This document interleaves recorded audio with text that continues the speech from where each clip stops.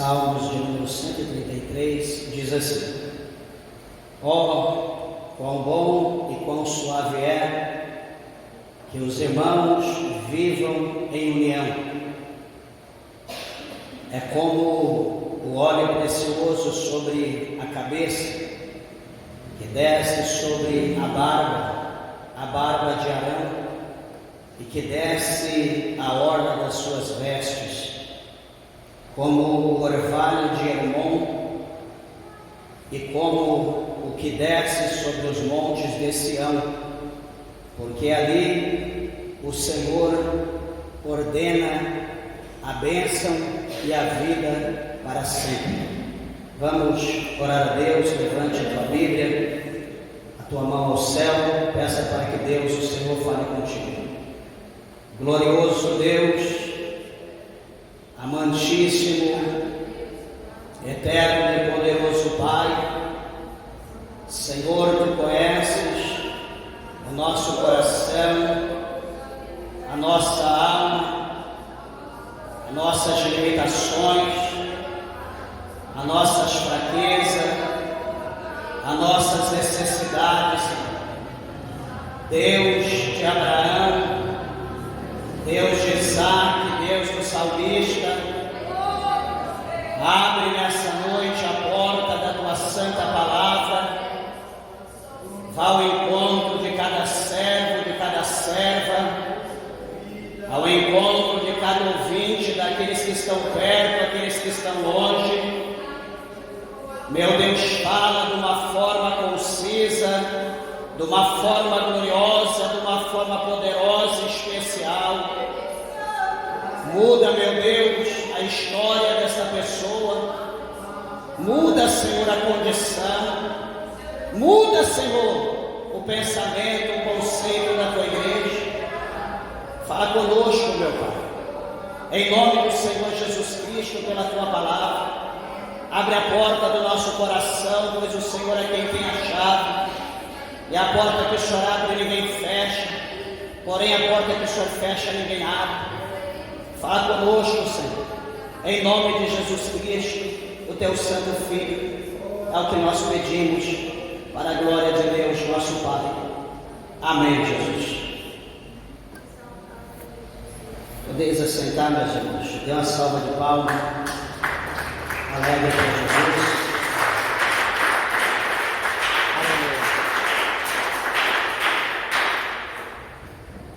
Graças a Deus. Igreja, eu peço, por favor, a tua atenção e reverência à palavra de Deus. Tenho certeza que o Senhor, Ele tem uma palavra ao nosso coração nessa noite. Pois estamos aqui diante dessa palavra gloriosa, escrita por um dos maiores salmistas, um dos maiores escritores de salmos da Bíblia, Davi. Sempre gosto de lembrar aos irmãos que, para muitos, talvez que não tenha ciência, acreditam que todos os salmos, os 150 salmos, eles são escritos por Davi. Já é hábito abrir e dizer: o salmista Davi falou isso, o salmista Davi falou aquilo, quando na verdade não foi Davi quem falou, foi outro salmista. E não é correto a gente falar dessa maneira. Aí, se nós não soubermos quem escreveu os salmos, então digamos: os salmos tal está escrito assim ou assim. Melhor não saber o autor e, porém, dizer o que está escrito, que é o que é fundamental, do que atribuir aquilo que está escrito a outro que nem a vivia mais e nem passou por perto daquele salmo ou daquele texto. E interessante esses salmos de número 133, onde fala acerca aqui da excelência do amor fraternal, que é o título desses salmos. Na verdade, para nós seria essencial, para nossa meditação nessa noite, apenas a primeira estrofe, o verso de número 1. Mas lemos todos aqui que é necessário, porque no final desse versículo de número 1 tem o versículo 3, e que o versículo 3 é a bênção que virá sobre a vida dos irmãos ou unido à igreja. Essas são as bênçãos que virão sobre a nossa vida. E hoje me atentei para esses salmos, depois orando a Deus, pedi ao Senhor que nos desse uma palavra, uma mensagem para nós estarmos falando nessa noite aos irmãos. Muitos sugerem, pastor, não precisa ficar lendo a Bíblia direto não, o senhor já tem um conhecimento da Bíblia, o senhor sempre lê a palavra de Deus, lê bastante coisa, não precisa ficar lendo todo dia não. A gente vê que na simplicidade das pessoas o diabo usa a boca das pessoas para comover a gente. É a verdade, realmente, tem bastante coisa na cabeça, no coração, então acho que eu vou pregar tal coisa, vou pregar aquilo, e na verdade, meus irmãos, não é isso que Deus quer, por exemplo, eu creio que você, nenhum de nós gostamos de comida requentada, quanto mais feito na hora, quanto mais quente tiver, sentindo o cheiro do tempero, melhor é, e assim a palavra de Deus, ela também o é para a nossa vida, quando nós assim a meditamos, a estudamos, dedicamos tempo, ali buscando os tesouros que estão escondidos na palavra de Deus. E é até interessante, eu meditando com essa palavra, atentando para isso, e a gente, por exemplo, observa muitas situações, por exemplo, para a gente entender como que é o versículo da palavra de Deus ou como que é a palavra, a gente pega uma fruta, por exemplo, você que gosta de comer fruta, e você pega aquela fruta, você come ela, às vezes não é pelo que a fruta vai te oferecer, você come ela não pelas proteínas, não pela vitamina que ela tem, porque na verdade muitos nem sabem o que estão comendo, na verdade muitas pessoas pegam uma fruta e comem porque gostam, porque o sabor é agradável, porque é bom. Tem muitas pessoas que, por gostar de fruta, às vezes dependendo do problema que ele tem, ele come uma fruta e ele morre, porque é gostoso, só que faz mal para a saúde. Por exemplo, dito por todos os médicos, pela medicina, que quem tem problema voltado para os rins, problema renal, não pode nem passar perto de carambola. Tem gente que ama carambola e come desordenadamente, sem saber o que está comendo. Come, começa a passar mal, não sabe que aquilo que ele está comendo é um veneno, está fazendo mal para ele. E todas as frutas em si, ela tem proteínas, vitaminas, enfim, tem muita coisa. E às vezes nós não sabemos o que nós estamos comendo. E a palavra de Deus, quando nós também examinamos ela no contexto, no original, a Bíblia ela tem muita coisa boa que revela para nós, que vai além da gente apenas ler a palavra de Deus, apenas fazer uma pequena explanação, como por exemplo, nessa noite, eu quero aqui colocar um tema sobre esses Salmos 33, principalmente sobre o verso de número 1, que é a nossa base. Eu quero falar para os irmãos hoje sobre a bênção da união, a bênção da união. Por que eu coloquei esse tema? Porque meditando aqui, Deus, Ele fala conosco sobre isso, quando o salmista, ele fala, nós vamos ver por que ele fala dessa maneira. Ele vai dizer, quão bom e quão suave é que os irmãos vivam em união. Então, quer dizer, as bênçãos da união é porque o versículo 3 fala das bênçãos do Senhor que virá, ou que virão, sobre a união, e é interessante, porque eu quero falar isso, porque Deus colocou ao nosso coração que hoje, o contexto é a igreja, mas de uma forma geral, hoje não está havendo mais união no meio da humanidade. Na verdade, hoje nós estamos vivendo cada um por si e, quiçá, Deus para todos, ou o diabo para todos. Nós estamos vivendo assim, cada um para si, eu estou com sede, todo mundo pode estar com sede, mas eu estou, a caneca é minha, eu bebo tudo, e o problema é de quem não bebeu, A gente está vivendo dessa maneira, e isso é correto? Não, isso não é correto.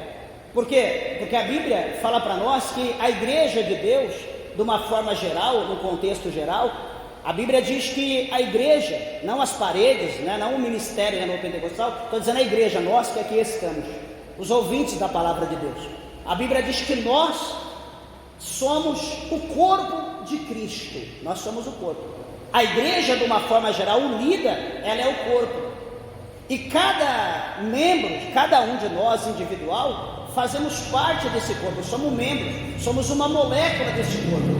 E juntos, né, unidos, nós compomos, nós formamos este corpo.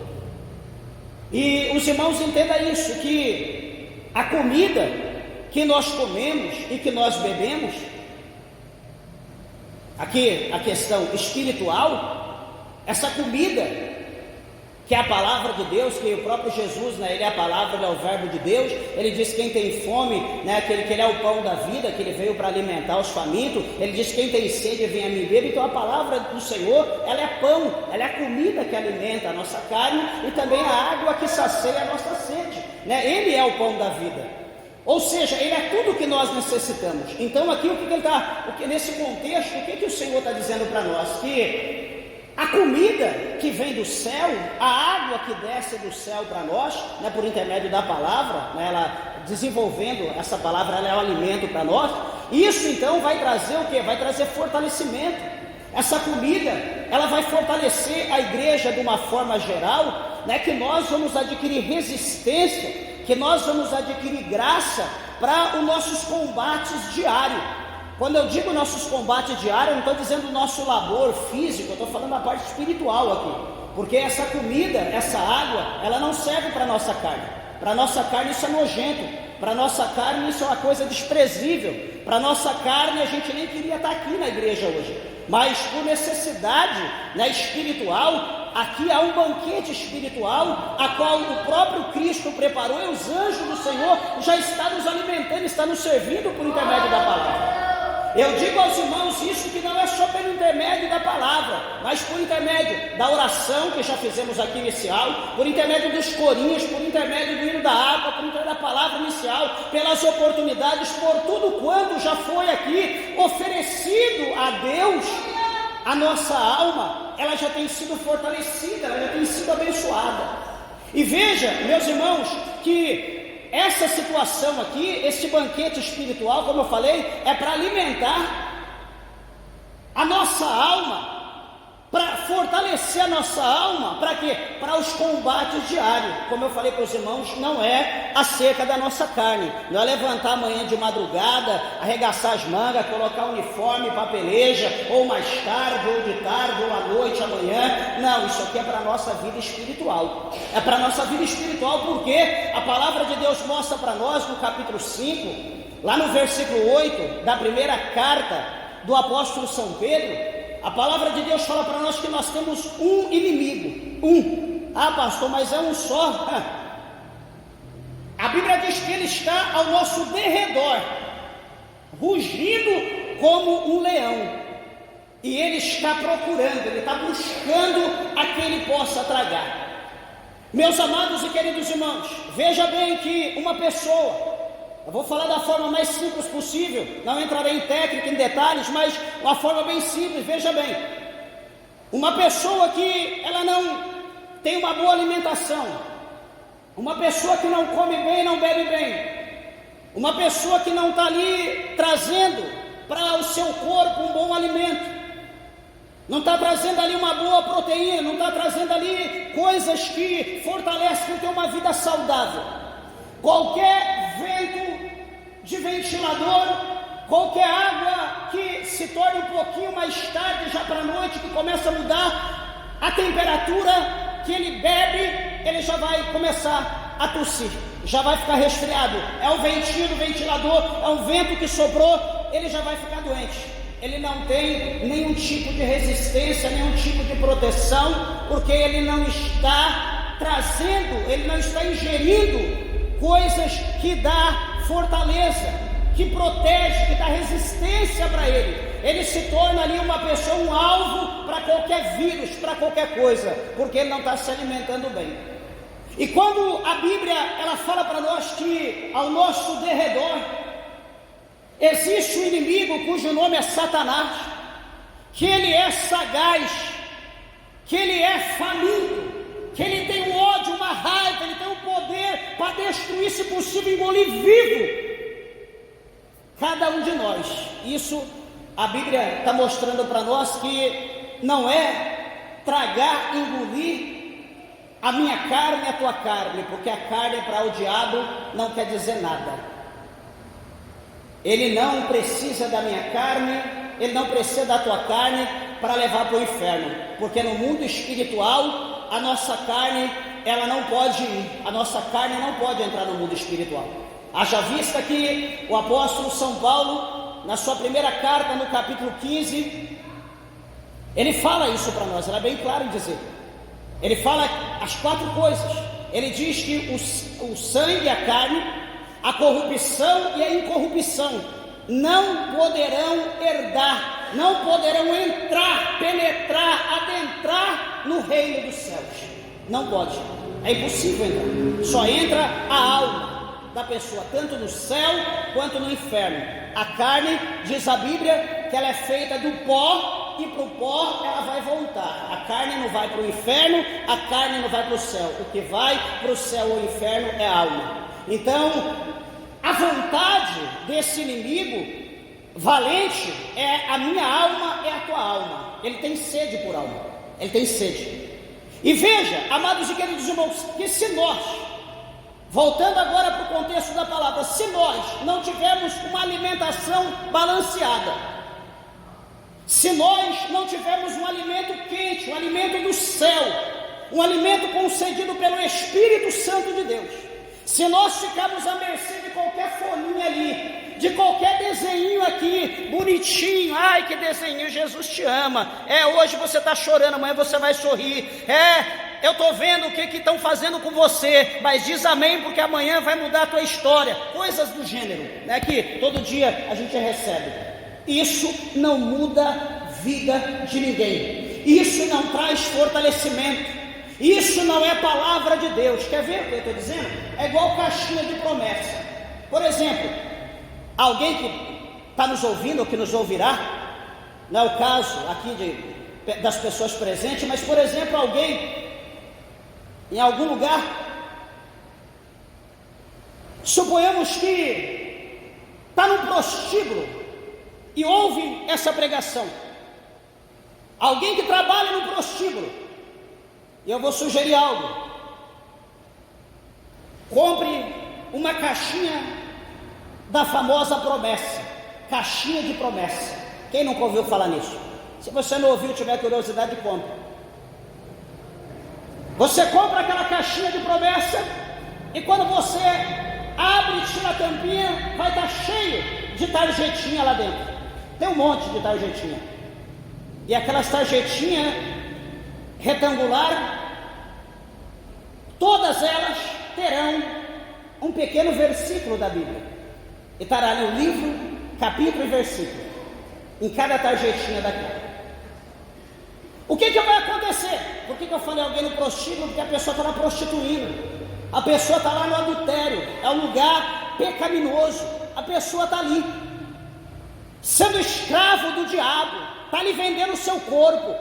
Só que a pessoa vai lá e abre aquela caixinha, tira a tampa e puxa ali um versículo. A caixinha de promessa, por isso o nome já é promessa. Só existe promessa de bênção. Até para quem está lá dentro, quando ele lê o versículo: eis que eu estou contigo, não temas. Opa, Deus está comigo? Que bênção! Ou seja, independente do que tu faças, as palavras vão ser palavras que vão confortar, massagear o seu ego, o seu coração. São palavras que vão polir aquilo que você está fazendo contra os céus, contra Deus. Palavras que vão te acalentar, palavras que vão te confortar e deixar você confortável naquilo que você está fazendo. Meus irmãos, e não existe coisa melhor, presta bem atenção no que eu vou falar, de quando nós estamos pegando um caminho, que esse caminho está nos distanciando de Deus. Nós estamos pegando um atalho, nós estamos fazendo alguma coisa que não agrada a Deus, mas todavia lá atrás alguém diz: não, Deus está contigo, continua, né? Vai indo, porque Deus está se agradando do que você está fazendo, e você coça a cabeça. Ué, mas espera aí, quem está certo, a Bíblia ou o profeta? Quem está certo, a palavra ou quem está falando? Meus irmãos, se você for curioso, dê atenção à palavra de Deus. Ah, pastor, mas o profeta lá Deus usa, já ressuscitou morto. Meus irmãos, dê lugar à palavra de Deus. Não, pastor, mas o profeta lá, ele fala, ele transforma a pedra em pão. Peraí, a Bíblia mostra que Jesus transformou pedra em pão? Não. E por que você vai crer no profeta que transformou a pedra em pão? Jesus diz que o homem não vive só de pão, mas ele vive de toda a palavra que sai da boca de Deus. Ah, porque o profeta falou, mas e a Bíblia? E a palavra de Deus? Aqui o que a Bíblia disse? Meus irmãos, voltando, a melhor coisa que tem é quando nós estamos errando, quando nós estamos deslizando o nosso pé, como o salmista do Salmo 73, como o salmista Asaf. Quando ele começou a errar, a escorregar, o Senhor meteu a espada nele, e ele deu um grito e despertou.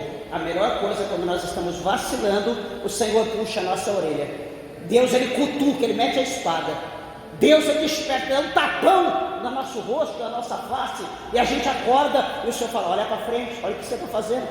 E você respira fundo, passa a mão no rosto e diz: desculpa, Jesus, é verdade. E você volta para a tua posição e continua no caminho que você estava antes. É a melhor coisa. Só que eu te digo uma coisa: o diabo, ele não faz isso. Você está errando, ele continua passando a mão na tua cabeça, dizendo: é assim mesmo, meu servo, é assim mesmo, minha serva. Continua, e vai assoprando, passando a mão e falando, massageando, e você vai dormindo, até que você cai no abismo. O diabo, ele trabalha nesse. Deus não trabalha assim. Deus, ele fala pela sua palavra, e essa palavra nos alimenta, para que nós não vamos cair nessa fraqueza, para que o diabo possa ter poder na nossa vida. A palavra de Deus, ela alimenta, a palavra de Deus dá para nós poder, a palavra de Deus, ela dá autoridade para nós vencermos o diabo, como o próprio Cristo, ele venceu Satanás pelo poder da palavra. Mas enfim, meus irmãos, entrando aqui nesse Salmos de número 133, eu quero analisar aqui com os irmãos esse texto, cada palavrinha aqui, né? Não vou falar aqui a palavra hebraico, né? Eu só tenho aqui o nome da palavra em hebraico, mas não vou falar para não pronunciar errado, porque até o português às vezes a gente pronuncia errado, né? Quanto mais o hebraico. Mas enfim, aqui dividindo cada uma dessas letras, por exemplo, essa palavra, a primeira aqui que está na nossa Bíblia, né, em um ponto de exclamação logo adiante, né, no original, essa palavra, né, ela tem dois significados. Essa palavra significa eis, né, tipo, eis que eu digo, eis que eu falo, eis, é chegado o momento. Ou essa palavra, ela pode ter outro significado, como está no início com ponto de exclamação, quer dizer, vejam. Ou seja, essa palavra, ela vem, por exemplo, como está lá no capítulo 25, no versículo 6 do Evangelho de São Mateus, quando o próprio Cristo, ele mostra para nós aquelas virgens que estavam dormentes, né, estavam ali em stand-by, em repouso, quando à meia-noite, diz a Bíblia, que ouviu ali um gemido, ouviu um grito, na verdade, como aquele toque de trombeta, como um chofar que tocou, né, aquele instrumento em hebraico, né, que os judeus usam. Ouviu-se então aquele toque, ouviu-se aquele grande clamor, aquela voz, como a voz de muitas águas, como um estrondo. Ué, mas ouviu-se? Ouviu o quê? O que ela dizia? Ei! Vejam! Aí vem o esposo sair-lhe ao encontro. Aqui Esse chamado aqui, esse ou soa dessa forma: eis, ou vejam. Mas vejam o quê? O que diz após: oh, quão bom e quão suave é que os irmãos vivam em união. O salmista aqui, meus irmãos, está chamando a atenção. Imagina você como um aprisco, suponhamos aqui um aprisco. Suponhamos que o pastor ele esquece a porta aberta e ele sai para pegar uma água, ele sai para fazer alguma coisa, esquece o aprisco aberto. De repente, o que vai acontecer? As ovelhas vão se dispersar na ausência do pastor, elas se dispersam. Em elas se dispersando, o pastor volta e se preocupa. O que ele vai fazer? Ele vai chamar as ovelhas, ele vai tocar o seu instrumento. E o que vai acontecer então? Quando ele tocar o instrumento e chamar as suas ovelhas, então o que vai acontecer? Automaticamente elas virão, elas prestarão atenção e elas virão então para a congregação, elas virão para o seu aprisco, elas serão congregadas novamente. Então esse chamado aqui do Salmo 133, o verso 1, oh, ele está dizendo: vejam o quê? Que ele vai falar alguma coisa, que vai haver alguma coisa após, pois essa introdução, na verdade, esse vejam ou eis, introduz algo de grande relevância, algo de grande importância, algo que deve ser observado com reverência e admiração. É algo que vai acontecer, é algo que vai ser dito, é algo que de surpresa, que nós ainda não sabemos. E a continuação, aqui ele diz: oh, quão bom, que é junto, quão bom. Ele mostra que essa palavra, no texto hebraico, vai além de uma qualidade positiva, vai além de algo que é simplesmente bom, de uma forma que a gente olha e diga: puxa vida, isso é bom. Vai muito além disso, pois implica em algo que é moralmente, na moral, da nossa moral, bom, agradável e apropriado segundo a vontade de Deus. Por quê? Porque é a palavra de Deus.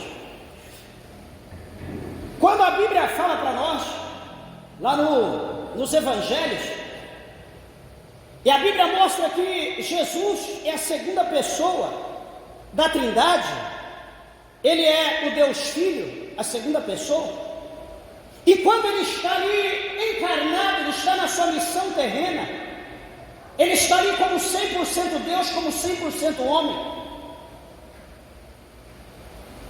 Chega até Jesus aquele homem novo, aquele mancebo, que a Bíblia diz que ele era de qualidade, diferenciado. E ele diz: bom mestre, o que eu faço para herdar a vida eterna? Jesus, ele como homem, 100% homem, recebendo aquela palavra como mestre, como alguém que ensinava, como um ensinador, como o Senhor das Escrituras, ele diz: eu não sou bom. Quem diz que eu sou bom? Bom só há, ou bom só tem um, que é Deus. Não existe ninguém bom. Bom só existe um, que é Deus. E veja bem, que quando nós olhamos, quando nós voltamos, num contexto mais amplo, nós olhamos no capítulo 1 do livro de Gênesis, capítulo 1, 2, mais preciso 1, está mais recheado.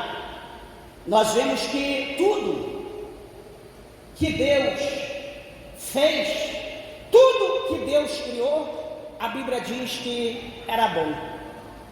Tudo que Deus fez era bom aos olhos de Deus.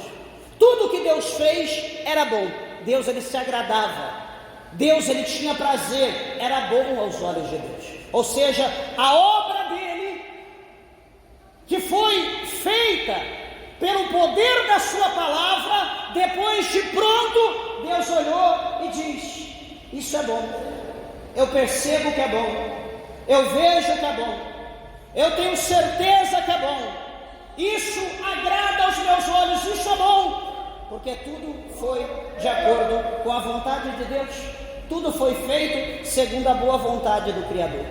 Então, observa que no relato da criação, cada uma dessa etapa, ela é declarada por Deus, indicando que o que estava sendo feito era a perfeita vontade ou perfeito propósito de Deus na criação.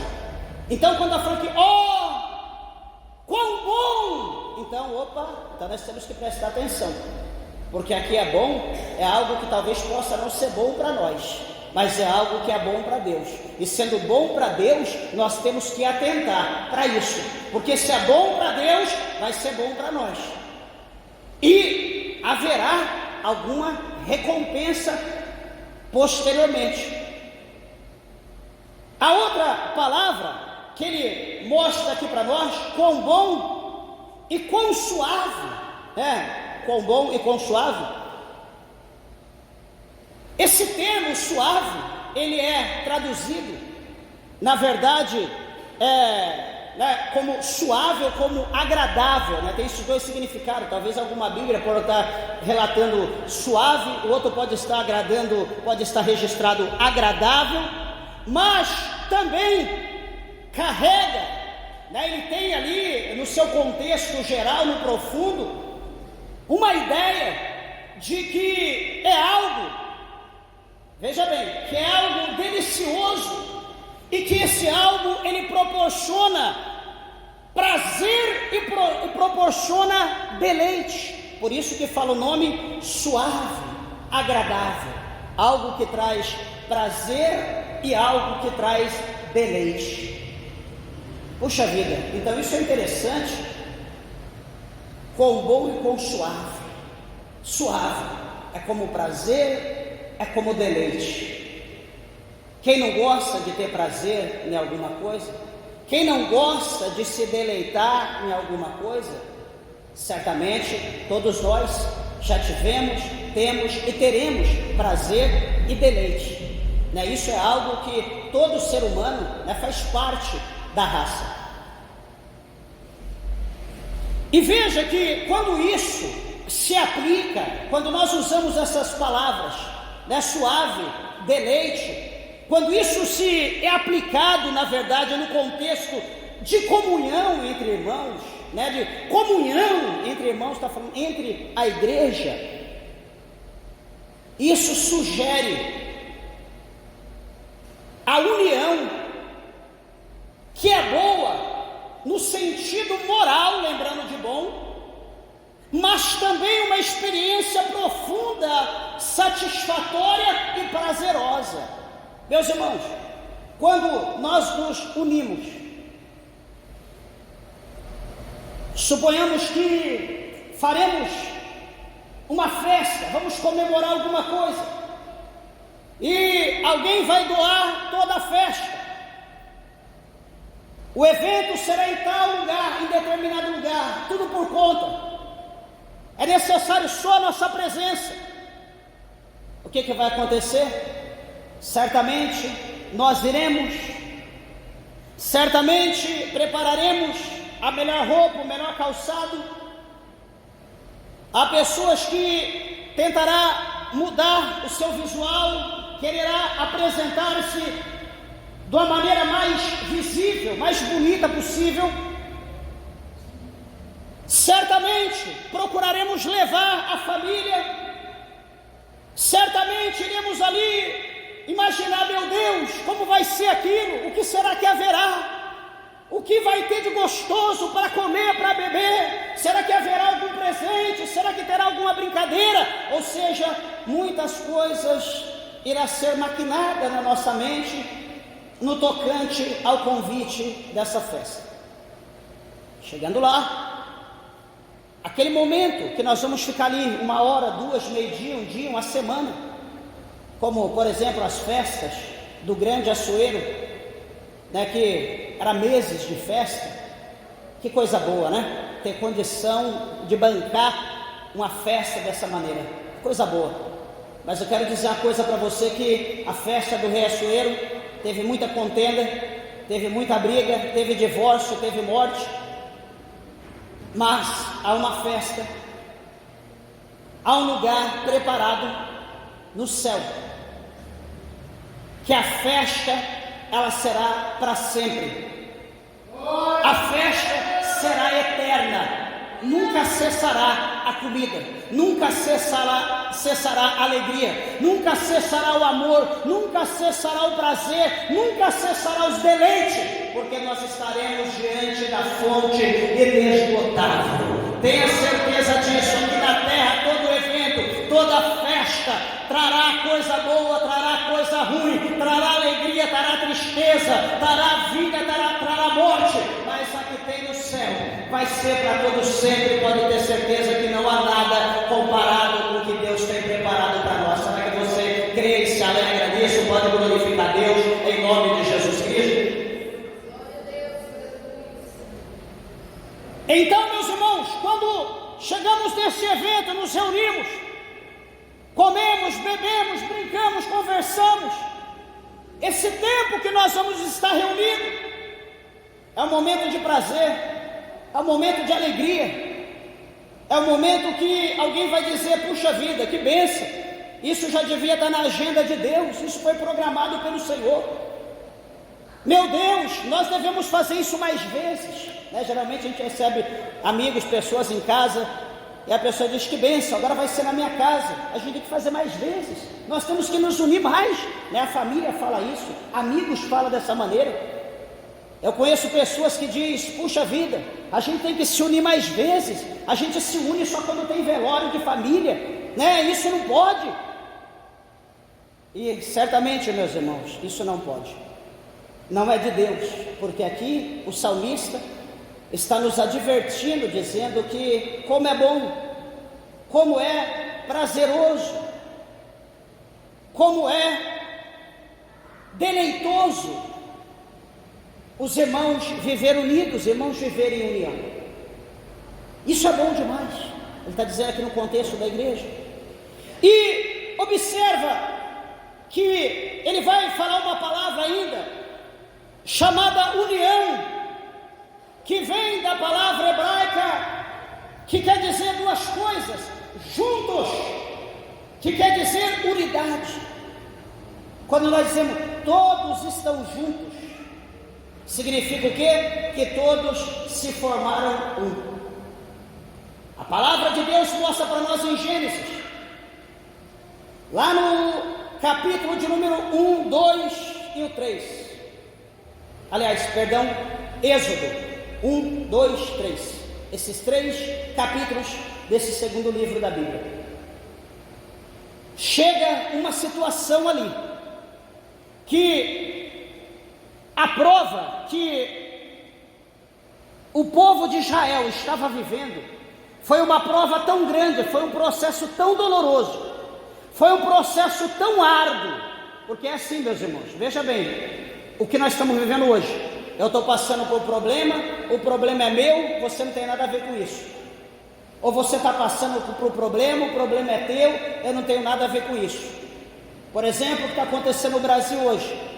Alguém está entrando no vento, mas eu não estou, o problema é de quem está. E na verdade, todos nós estamos da mesma nação. O vento assopra para todo mundo, não é só para um. Aqui nesse contexto da Bíblia, o vento assoprou para todos, o povo que estava na terra do Egito, na terra de Gozen, assoprou para todos, de uma maneira tão terrível que ninguém escapou. Não teve um que diz: eu estou na benção, meu couro é mais grosso, o açoite foi menor. Não existiu, não teve isso. O chicote estalou para Antônio, para Tonho, para Chico, para Francisco. O chicote estalou para todos, ninguém escapou. Isso foi o quê? Isso foi bom. Pastor, foi bom o sofrimento? Foi, sabe por quê? Porque esse sofrimento trouxe uma junção, esse sofrimento trouxe uma igualdade, E o final de tudo, esse sofrimento, trouxe uma unidade. Por quê? Porque a Bíblia diz que todos, que o povo se uniu. E a Bíblia diz que eles clamaram a Deus.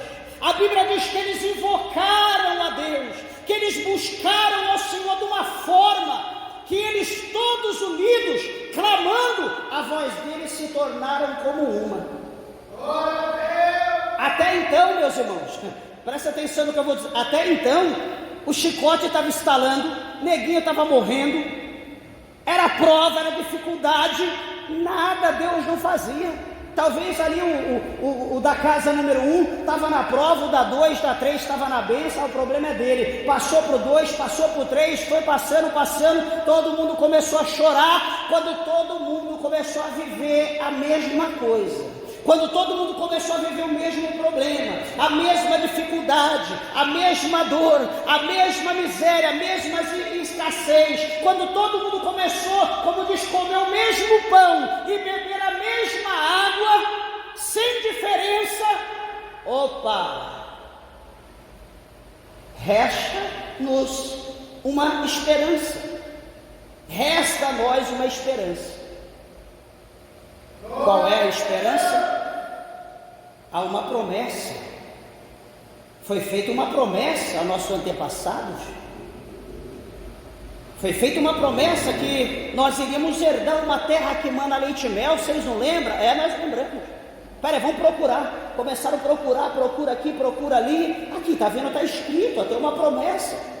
Tem um Deus no céu que vai nos colocar numa terra que mana leite e mel. Não pode ser a nossa extinção, nós não vamos morrer. Mas o que nós temos que fazer então? Olha a falta de conhecimento. O meu povo foi destruído por não ter conhecimento. Olha o que acontece. O que nós temos que fazer então? Vamos nos unir. Vamos nos ajuntar. Vamos nos tornar um só.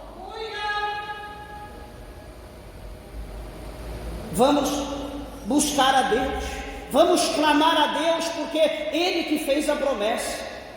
E se nós pedirmos a Ele, certamente Ele ouvirá, porque Ele não está morto. Ele diz que Ele é Deus de Abraão, de Isaac e de Jacó, ou seja, Ele é Deus de vivo, Ele não é Deus de morto. Vamos clamar, vamos invocar esse Deus, vamos buscar Ele. E a Bíblia diz que aquele povo se uniu. Aquele povo se tornou um só, aquela multidão, milhares de pessoas, e eles começaram a clamar, tocaram a trombeta, tocaram a buzina, gritando, chamando, pedindo socorro aos céus. Eles detonaram o céu com a sua oração, com o seu clamor. Eles bateram. É como você pega uma tora, começa a bater numa porta de ferro, numa porta de um rochedo, e você começa a bater, aquela multidão de gente pegando aquela tora, vai batendo, a princípio nada acontece, e cada vez com mais força, daqui a pouco você começa a ver cair os pós, começa a cair pedrinha, daqui a pouco você começa a ver rachar, daqui a pouco você começa a ver pedaço maior, e isso vai te trazendo força, isso vai te trazendo alegria, isso vai te trazendo graça, e você começa a bater com mais força, porque você sabe quando você derrubar aquela porta, que você vê aquele cair, você vai entrar para dentro, e você vai tomar posse do milagre que você precisa. Você vai ver que teu esforço valeu a pena, você vai ver que aquilo que você estava fazendo foi para um objetivo, foi para um bem maior, valeu a pena o sacrifício, valeu a pena machucar, sangrar, valeu a pena chorar, valeu a pena rasgar as vestes, se humilhar, mas o retorno vai ser grande. Certamente você nem lembrará do que você passou ali atrás. Então assim o povo, eles bateram no céu, clamando, de maneira que os céus desceu na terra. E no capítulo 3, ele se manifesta a Moisés, e ele diz: eu vi a aflição do meu povo, eu ouvi o gemido deles, o choro, a angústia, eu contemplei tudo, eu tenho visto, e por isso eu desci para libertar-los. Labaçou e a palavra cheia. Meus irmãos, talvez um por vez, quando eles clamaram, talvez 2 ou 3, talvez uma casa, uma família, talvez quanto tempo, mas nada aconteceu. Mas quando eles se uniram, quando todos lutaram pelo mesmo propósito, pelo mesmo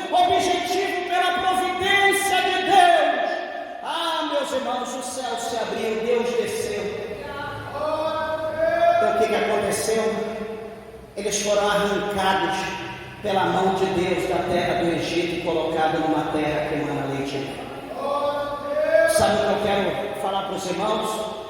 Que do jeito que nós estamos, presta atenção no que eu estou falando, olha aqui, do jeito que você está servindo a Deus, do jeito que você, meu irmão, está servindo a Deus, do jeito que você, meu irmão, está servindo a Deus, nunca, desculpa do que eu vou falar, mas vou ser sincero, não vou mentir, nunca nós vamos ter vitória, nunca. Sabe por quê? Porque nós estamos no individualismo.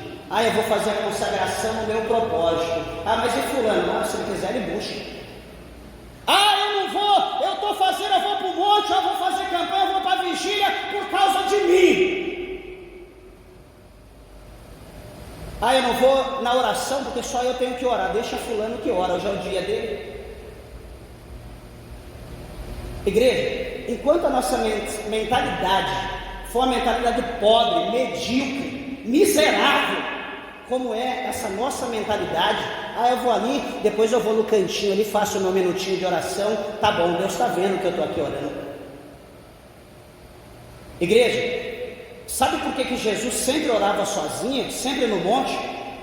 Porque a Bíblia mostra para nós que ninguém queria pagar preço. As pessoas queriam estar atrás de Jesus, não era para orar. As pessoas queriam estar atrás de Jesus, não era para aprender o que Jesus estava ensinando. O povo queria estar atrás de Jesus por causa de pão e peixe. O povo queria estar atrás de Jesus por causa de vida boa, para receber cura, para receber milagre. O povo queria estar atrás de Jesus, como nós aqui hoje queremos estar. Eu quero estar aqui porque eu quero uma esposa melhor. Eu estou aqui porque eu quero um esposo melhor. Eu estou aqui porque eu preciso de uma porta de emprego melhor.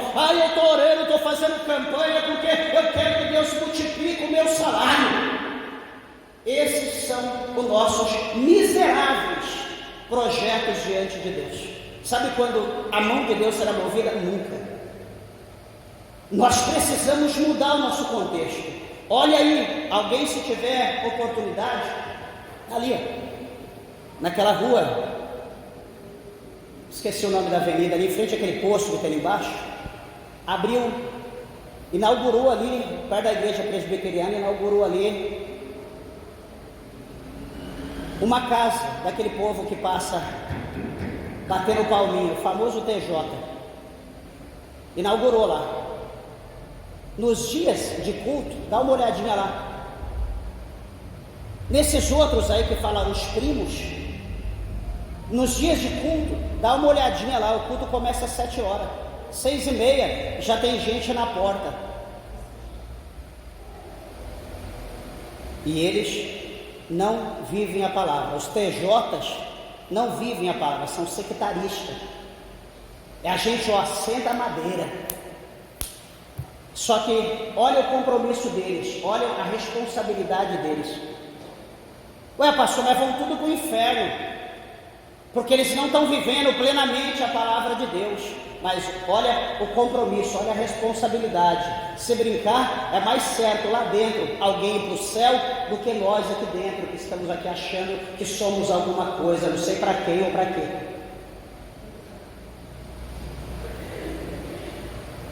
Você quer ver Deus abrir os céus? Você quer ver a glória de Deus ser derramada? Você quer ver Deus mudar a nossa vida? Porque nós estamos na mesma terra, meus irmãos. Não pense que eu estou melhor do que você está melhor do que eu estou pior. Não, nós estamos na mesma terra, sendo escravizado pelo mesmo Satanás, comendo o mesmo pão, bebendo a mesma água. Nós estamos aqui, no mesmo lugar. Então o que acontece? Vamos nos unir, meus irmãos. Vamos nos unir, vamos abraçar, segurar um a mão do outro. Vamos nos esforçar. Vamos lutar pelo mesmo bem. Vamos lutar pelo mesmo propósito, pelo mesmo objetivo. Vamos amadurecer. Vamos nos tornar homem. Vamos nos tornar mulher. Vamos nos tornar homem de Deus, mulher de Deus, pessoas compromissadas com o céu. Vamos deixar de egoísmo. A gente vive como aquela igreja partidária, como 1 Coríntios, como 1 Coríntios capítulo 1 e capítulo 3. Nós vivemos como eles, que Paulo dizia da igreja partidária, aqueles que eram de Apolo. O dia que Apolo ia pregar, só vinha para a igreja aqueles que gostavam de Apolo. Opa, hoje é Apolo que vai pregar, então todo mundo vinha com a camisa do Apolo. Os que não era, nem ia para a igreja, nem vinha. Aí no outro dia, na sexta-feira, era Pedro. Opa, hoje é o pastor Pedro que vai pregar. Então só quem era do partido de Pedro que vinha na sexta-feira, os outros não iam.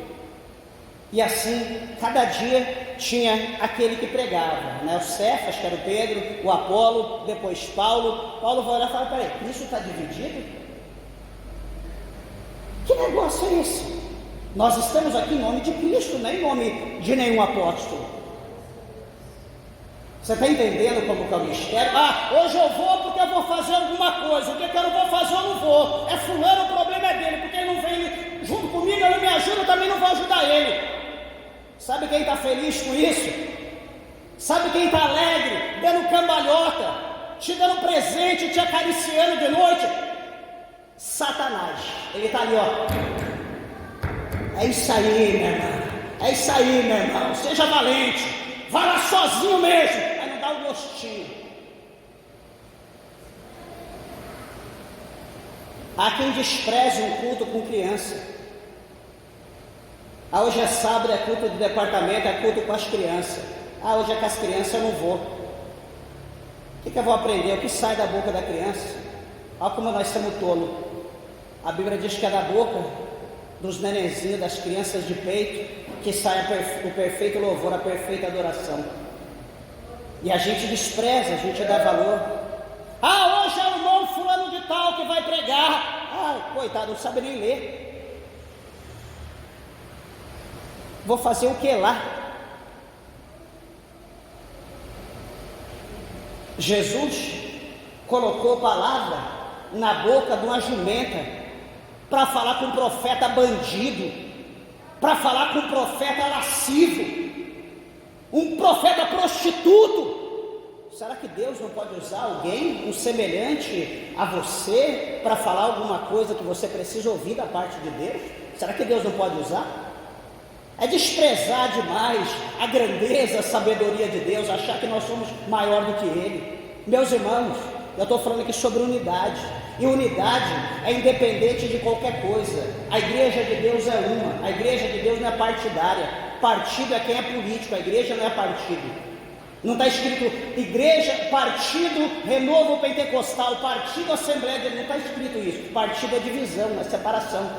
A igreja significa união, unidade em Cristo.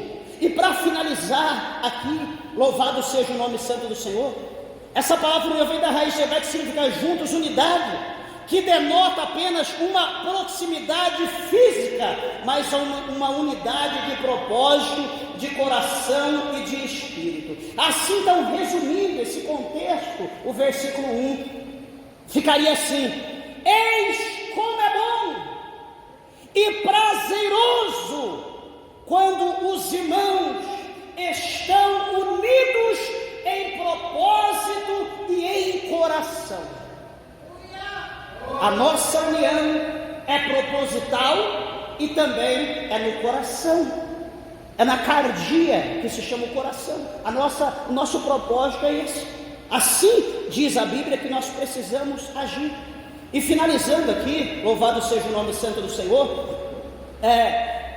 há um exemplo prático que fala acerca da unidade do Espírito, quando Paulo ele fala para nós em Efésios 4, versículo 3, aonde ele fala acerca de nós procurar, ele nos ensina a procurar, guardar a unidade do Espírito, que essa unidade do Espírito é o vínculo da paz, né? Efésios 4, 3.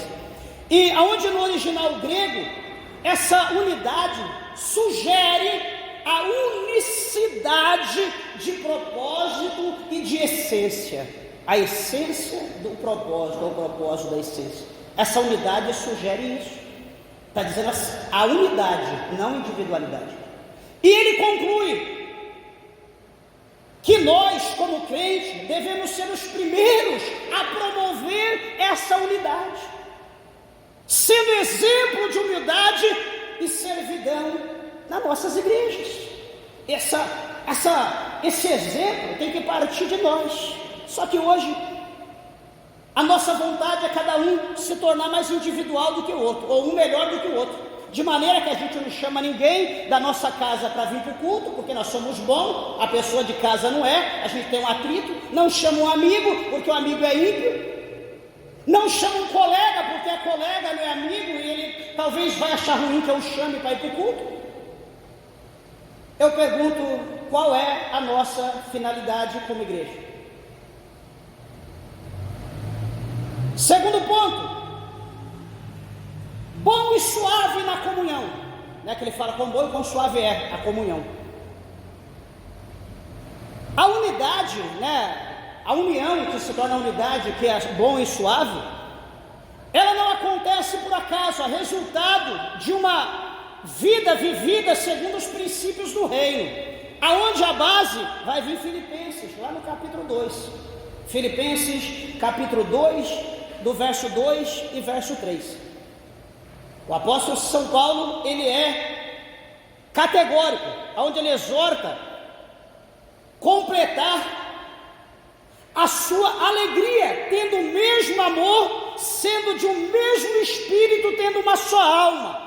E isso exige de nós um esforço consciente para promover a paz, resolver conflitos rapidamente e cultivar um ambiente de respeito mútuo, igual para todos.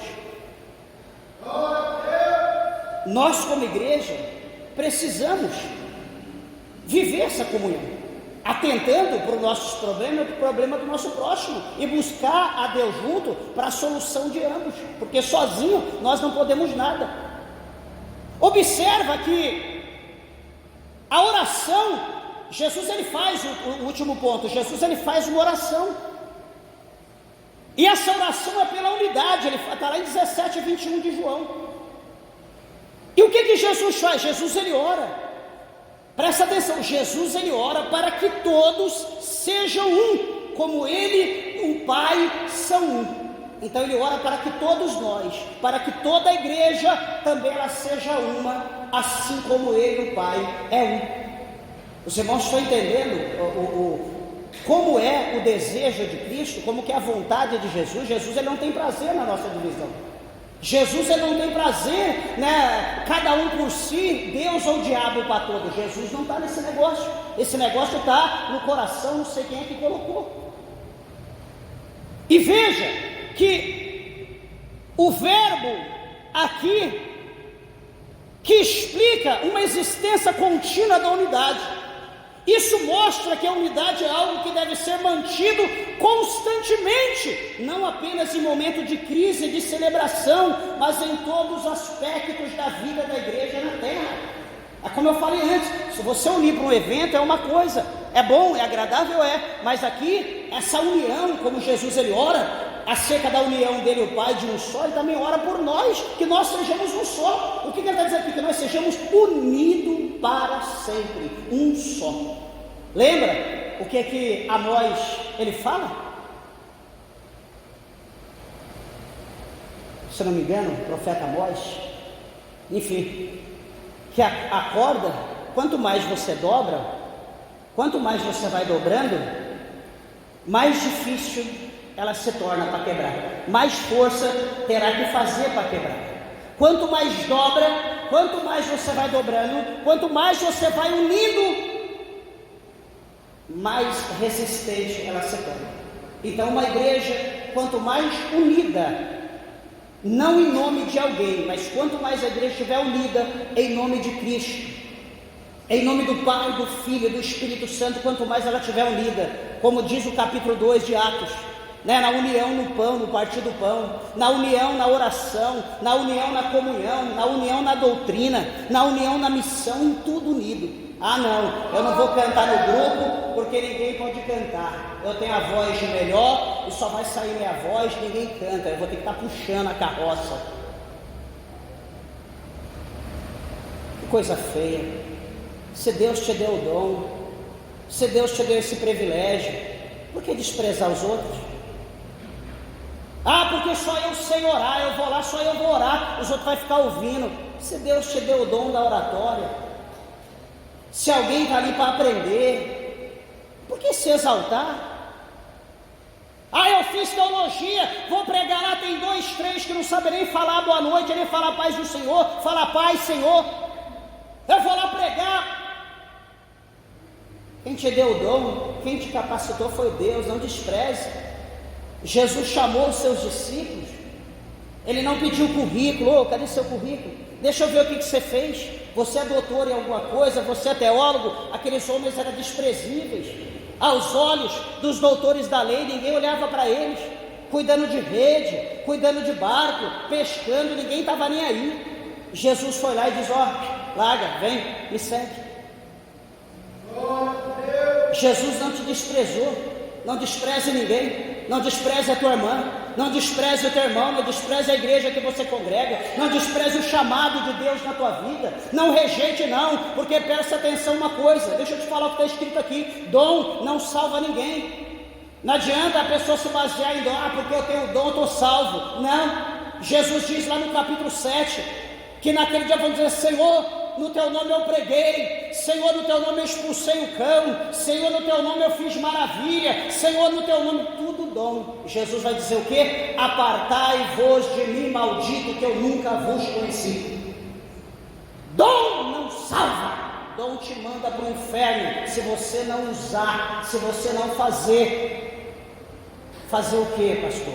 Fazer a multiplicação, porque Deus dá dom para o benefício da igreja e para a obra de Deus ser multiplicada. Deus não dá dom para o homem se exaltar, Deus não dá dom para ninguém se encher, tudo é para o crescimento, é para a expansão, é para manter a unidade da igreja. Então guarde isso no seu coração e veja bem, meus irmãos, quando nós meditamos aqui na conclusão sobre esse Salmo 133, na língua original dele, nós na verdade somos todos levados a compreender que a união entre os irmãos, ela não é apenas algo desejável, nós precisamos desejar, mas ela não é apenas isso, é uma expressão do caráter de Deus e de um testemunho poderoso para o mundo todo. A igreja de Deus, ela precisa ser unida, para mostrar o testemunho que Deus com Cristo é unido, e a igreja é unida também em Cristo e em Deus. Tem que ter essa união. Veja como crentes temos a responsabilidade de cultivar essa unidade na nossa igreja, na nossa congregação, na nossa casa. Isso tem que partir já desde a nossa casa, lembrando que é na comunhão dos santos, é na comunhão, nessa unidade dos santos, que o Senhor ordena a bênção e a vida para sempre. Olha aqui, verso 3: como o orvalho de Hermon, e como que desce sobre os montes de Sião, porque ali o Senhor ordena a bênção e a vida para sempre. Se não houver, meus irmãos, essa união, essa perseverança, certamente, tenha certeza disso, que aquilo que nós buscamos de Deus, que às vezes tem gente que está lutando, tem tanto tempo que eu estou lutando, tem tantos anos, Deus não faz nada, eu não estou vendo Deus agir, começa a fazer as coisas da forma correta. Pastor, eu não sabia, então se está aprendendo hoje, coloque em prática, vamos lutar juntos, vamos arregaçar a manga, vamos arrumar um jeito, vamos fazer a nossa parte. Certamente, meus irmãos, nós fazendo a nossa parte, Jesus, o Senhor, Ele fará a parte dele e fará bem feito. Amém? Que Deus abençoe e que quão bom e quão suave é que nós vivamos unidos como aqui nós estamos unidos hoje. Amém? Que Deus nos abençoe em Cristo. As palmas bem alegre, exalta